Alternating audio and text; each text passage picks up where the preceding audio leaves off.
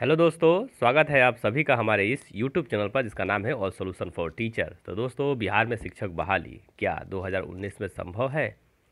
सरकार की आखिर क्या है मजबूरी? दोस्तों, इस वीडियो में हम ये सब जानेंगे। और सरकार को लोकसभा चुनाव से क्या डर नहीं लग रहा है? क्या बिहार सरकार या नीतीश सरकार को इस चुनाव से डर नहीं है कि इतनी बड़ी मांग को वो पूरा नहीं कर रही है?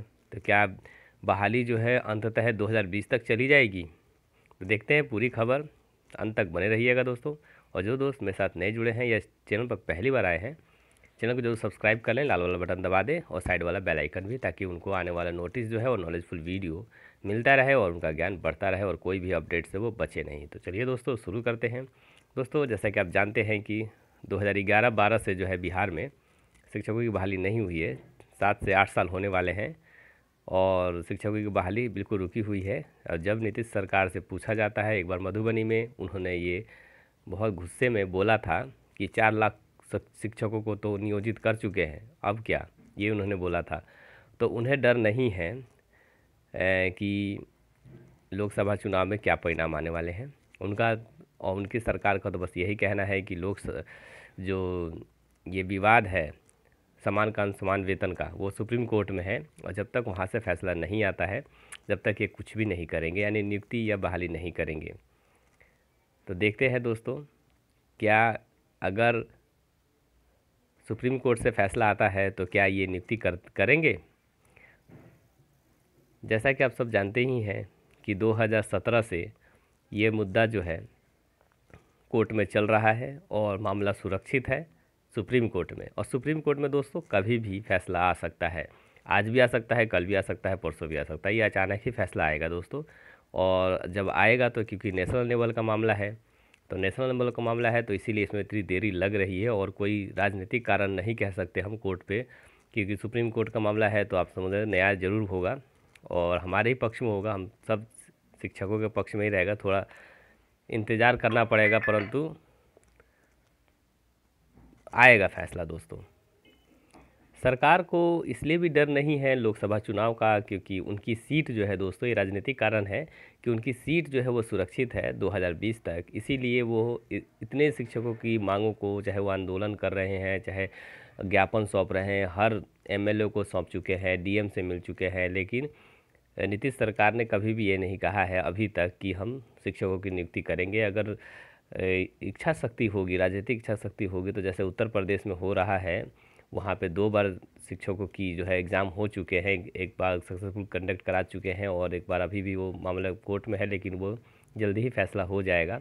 लेकिन बिहार सरकार तो कर ही नहीं रही है और ना ही कुछ कह रही है शिक्षकों के बारे में। हालांकि शिक्षा मंत्री अब जाकर कुछ अपनी चुप्पी तोड़ रहे हैं और वो बोल रहे हैं कि जो है शिक्षकों की नियुक्ति की जाएगी, लेकिन दोस्तों अतिथि के रूप में ही इन्होंने अभी तक कहा है और प्राइमरी की तो ये बात ही नहीं कर रहे हैं, क्योंकि इन्हें पता है कि जो 4 लाख नियोजित शिक्षक हैं वो उनको सपोर्ट करेंगे। यही हमारे टीचरों की या हमारी एकता की कमी है कि हम जो है अतिथि को देखते हैं और जो या तो मतलब फूट पड़ी हुई है, कहने का मतलब शिक्षकों के बीच में। अगर सभी शिक्षक एक होते तो शिक्षक बहाली भी होती और समान का समान वेतन भी मिलता।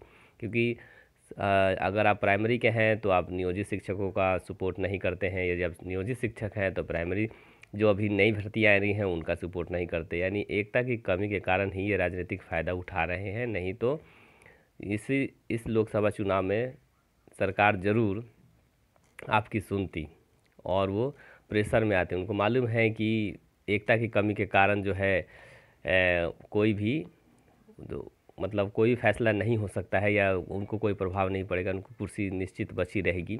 तो 2019 में क्या संभव है दोस्तों? तो राजनीतिक कारण तो यही है कि इच्छा शक्ति की कमी के कारण जो है ये नहीं ले रहे हैं नई भर्तियां। और आप इतने विरोध करने के बावजूद भी सरकार के कान पे जूं तक नहीं रेंग रही है।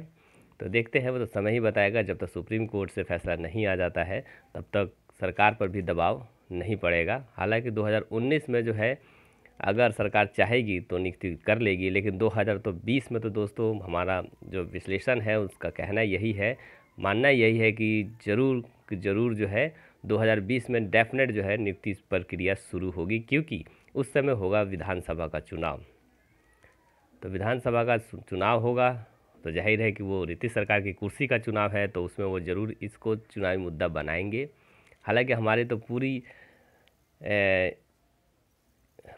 यही इच्छा है कि सभी जो भी शिक्षक इतने सालों से इंतज़ार कर रहे हैं उनको एक बार मौका मिले, और जितने भी शिक्षक हैं उनको मौका दिया जाए और उनको नियुक्त किया जाए एज ए टीचर के रूप में, वो भी परमानेंट टीचर के रूप में, ना कि नियोजित शिक्षक या अतिथि शिक्षक के रूप में उनको रखा जाए। इसका विरोध होना चाहिए अतिथि शिक्षक और नियोजित शिक्षकों का, कि इस तरह का जो है, जो इन्होंने फंडा बना रखा है कि अतिथि के रूप में रखेंगे, थोड़े पैसे देंगे, ज़्यादा काम करवाएंगे, पूरा काम करवाएंगे थोड़े पैसे में, तो वो चीज़ का विरोध जब ही होगा जब पूरे बिहार में या पूरे भारत में शिक्षकों के जितने भी यूनियन हैं वो सब एक हो जाएं और एक साथ जो है अपने जवाब को उठाएं और केवल परमानेंट की बात करें। सुप्रीम कोर्ट ने भी कई बार ये बात कही है कि यदि आप 1 साल तक कंटिन्यूस काम करते हैं तो आपको अतिथि के रूप में तो आपको परमानेंट किया जा सकता है, लेकिन राज्य सरकार ऐसा नहीं कर रही है क्योंकि उनकी राजनीतिक इच्छा शक्ति इस तरह की नहीं है और ना वो गरीबों का भला चाहती हैं। तो दोस्तों, अगर सरकार चाहेगी तो 2019 में डेफिनेट जो है सुप्रीम कोर्ट का मामला जैसे ही आएगा, नियुक्ति प्रक्रिया निश्चित ही शुरू कर सकती है। अगर वो 2020 को अगर ये चुनावी मुद्दा बनाना चाहती है तो दोस्तों आपको थोड़ा और लंबा इंतज़ार करना पड़ सकता है, और न्याय जैसे ही आएगा और सरकार की राजनीतिक इच्छा जब होगी तो ये 2020 तक तो डेफिनेटली लेके चले जाएंगे। तो बस और 1 साल और आपको वेट करना पड़ेगा।